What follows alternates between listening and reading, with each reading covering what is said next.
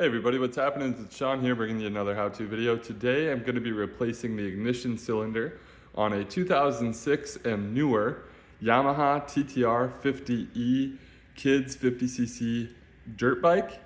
And this video should apply to any of the TT-R50 model years or different variations. I think they're all the same, but should apply to any of them. So let's take a look at what's going on with this bike here. As you can see, I just picked this one up. Doesn't have an ignition cylinder on it. Instead, if you look under the fender, they've basically hot wired their own ignition switch. And the wiring is exposed. See, it's all rusted out behind the front fender there. A little sketchy, right? In this case, they lost the key and then basically bypassed the stock ignition cylinder. But could be, sketchy, like if the bike is stolen or something like that. People try to figure out all kinds of ways to make it work. So I went ahead and found a replacement ignition cylinder. I got mine off eBay. It included one key. You could go and buy an OEM one if you wanted to, but I ended up finding a decent deal on eBay. And I'll show you what we're gonna need at a minimum for this job. Obviously, replacement ignition cylinder. Make sure you got a key, of course. And then a few zip ties are gonna come in handy here. You'll want a wire cutter. In addition to the wire cutters, you're also gonna need a 14mm wrench like this to loosen up the handlebar nuts so that we can get enough play to remove the old ignition cylinder and give us room to fit the new one. And then here's some additional tools that I'll say are gonna be optional, but could be very helpful in this process. A 10mm wrench.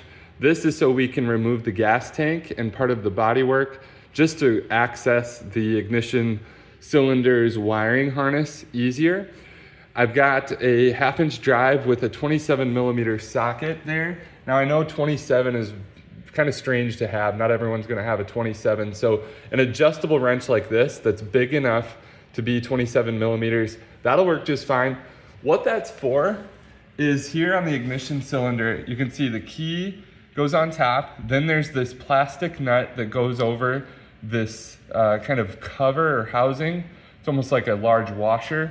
And then that goes on top of the handlebar mount, and then this goes underneath. So what we need the 27mm or the large wrench for is this plastic nut. Now you might be able to get that with a vice grip or maybe your fingers if it's loose, but we're gonna need that to remove the old one and also to install the new one. So that's where these tools come into play. This small small flat blade screwdriver is just in case you need it to lift the tab to release the clip there. And then in case we spill a little fuel, if you decide to remove your gas tank too, it's nice to have a shop towel or a rag. So the first thing I'll show you is how to remove the existing ignition switch. And you're gonna remove the key if you have one. Then we want to loosen up this top nut. Again, that's your 27mm or your large adjustable wrench. You might be able to get it with your hands if you're lucky, but we're gonna get rid of this nut. Once we've done that, then we can remove the washer too from the top. And then you'll have to come under here, and that's where that 14mm wrench will come into play. And we're gonna loosen up. There's a nut on this side and a nut on the other side that hold the handlebars to the top triple tree. We're gonna loosen those up. You don't have to remove them, just get them both loose, and that will allow you to tilt the handlebars forward enough that this guy will wiggle free, and you can pull it out, and you can just kind of drop that and set it out of the way. Once you've done that, you can follow that harness down, which is where mine comes in. This is where the harness, they basically hot wired it in underneath the fender, like I said. And when I follow this harness back, I couldn't get a very good look at where it actually goes and where the plug is. Now, if you cut this clear or white zip tie, you'll be able to follow the harness back further. But I'm gonna show you how to remove the tank. That way you have better access at this wiring, and I can show you exactly the wiring clip that you're looking for. So to remove the tank though, that's where we need our 10mm wrench. We're gonna remove this bolt here, and I've already got that started, as you can see. So we'll remove that bolt. There's one on the other side of the tank as well, right there. So we'll go ahead and remove that one too. And then the front of the tank is now loose. However, in my case, it was held on by the seat still. So then you come back here and there's gonna be 2 bolts. You can see this bike's pretty clapped out. I'm actually missing one of the bolts, and I saw the bolts even broken off in the stud. And so I just have the one. So we're gonna remove this 10mm bolt as well. There should be 2, one right there and there. But once you've done that, this whole rear section should pull away. There's a kind of a slot here at the front of the seat that you need to pull backwards, and then the entire seat and rear plastics can be removed from the motorcycle. And you may have a couple of bolts or tabs there. Don't worry about those too much. Let's just pop off this gas tank breather. So pop that off of the cap right there. Now we can remove the tank, but we do have it connected to the petcock, right? The petcock is still connected to the carburetor. So make sure you've got your fuel off before you start this. And then go in there and you can pinch this little hose clamp. So pinch that and wiggle that back. Once you've done that, just get it out of the way so it's not connected on the petcock. And this is where you'll use your rag. Kind of be ready. You may lose some fuel when you remove this line, especially if you didn't have the petcock turned off before. In my case, I usually store my bikes with the petcock turned off. So not a lot of fuel there to worry about. We can get that out of the way, and now we can actually lift the tank completely from the motorcycle. I don't recommend holding it by the cap like I did, but I only have one free hand. And now we can really get a good look at this ignition cable and where that wire comes back. So you can follow it back. I'm gonna snip this zip tie. I don't even know, honestly, if that was factory. It looks like it could have been, but not sure. So I'm gonna snip that zip tie. I'm gonna pull that out of there. Same with this other white one. And be very careful, mindful when you're snipping these. Make sure you don't catch anything. You don't wanna accidentally grab a wire that's sitting behind these. So be careful, take your time with it. You can see I've got that one now. Pull that one out.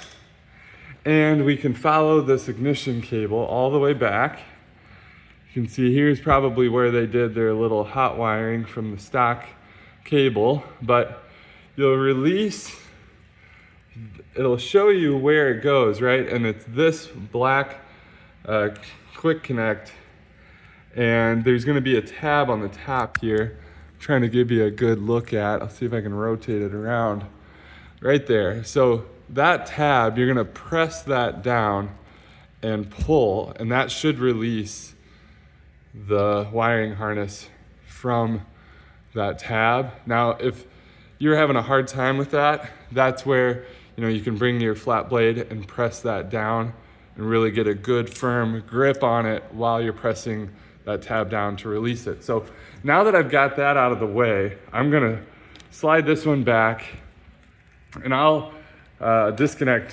This is a pretty one-off situation I've got going on, so I'm not gonna worry about showing you guys how I'll fix that. Let's just consider that as the stock one, and we've set that aside.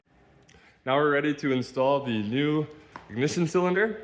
So one thing to watch on this, there's a little plastic notch on that, and just so happens to be a good little notch right there. So that's what we're gonna line up. You can tell the wiring kind of wants to go off to the left-hand side of the handlebars.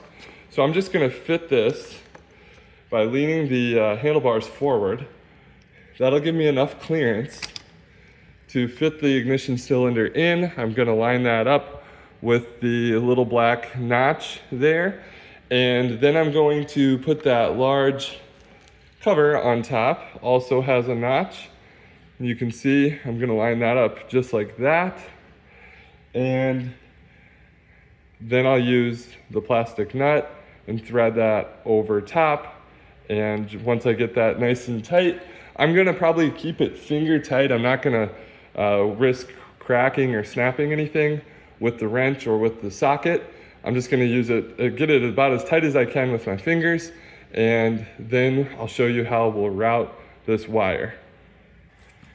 Okay, that's tightened up. Obviously you wanna check, make sure the key switch works like you think it should.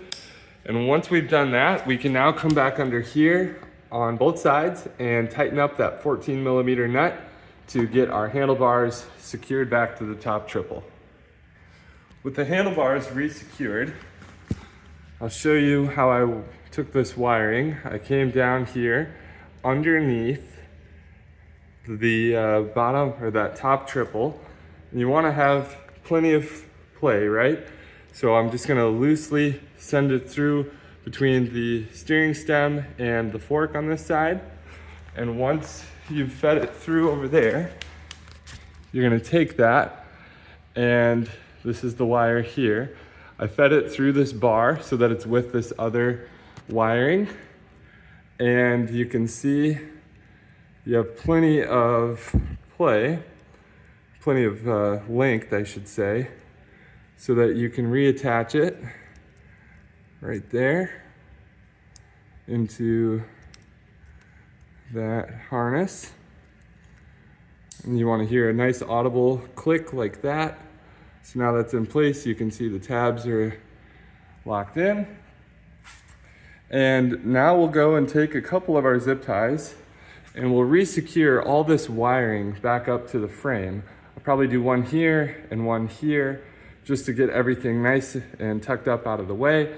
Again, play with the steering head, make sure that that wire isn't being pulled on. You can see it's hardly moving as I twist the bars back and forth. That's great. That means we have plenty of cable length up here that it doesn't get impacted when you turn the bars. See how I've got the zip ties here? They are not so tight that they're pulling on these bars. They can move. They're just holding everything nice and securely to the frame. Again, try turning the bars, make sure nothing looks like it's being pulled or strained too much. You want it to be able to move and slide freely if it needs to. Just like that, we're ready to reattach the tank. Basically, this thing just sits right on top of the frame.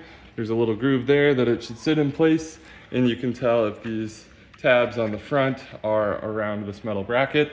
So once we've done that, again, we want to reattach the fuel line from our carburetor to our petcock. So we're going to just pinch that on that little nipple on the petcock there. Just like that, that's a better look. And then I'm going to pinch the winglets there on that hose clamp, and I'm going to slide that all the way up that fuel line to make sure that it's secured there on the petcock.